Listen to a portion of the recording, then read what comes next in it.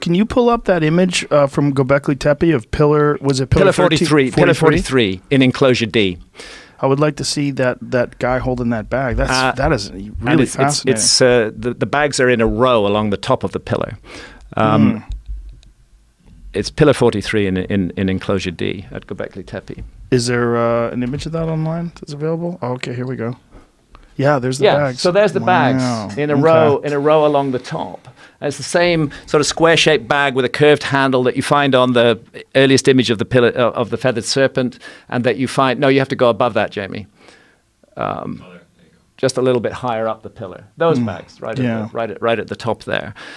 It's odd that this symbol crops up in many different cultures and tends to be associated with What's some the kind mainstream interpretation of those bags? There is no mainstream interpretation of those bags. That's my interpretation of those bags, which I freely confess. That's how I read them. I'm intrigued by the anomaly that the similar bag turns up in the hands of the Quetzalcoatl figure and turns up in Mesopotamia repeatedly in the hands of the individuals so-called the Apkallu, the magicians of the gods, the bringers of civilization. And the plumed serpent, Quetzalcoatl it's an Aztec god, right? And Quetzalcoatl is an Aztec god, but the Aztecs acquired him from earlier cultures. The very fact that an image of the plumed serpent is given such priority in Olmec culture tells us that system of ideas was present during Olmec times, which takes us back at least to 1500 BC, probably quite a bit earlier than that, whereas the Aztecs are 1500 AD, so there's 3,000 years between the Aztecs and the Olmecs, and that same system of ideas is running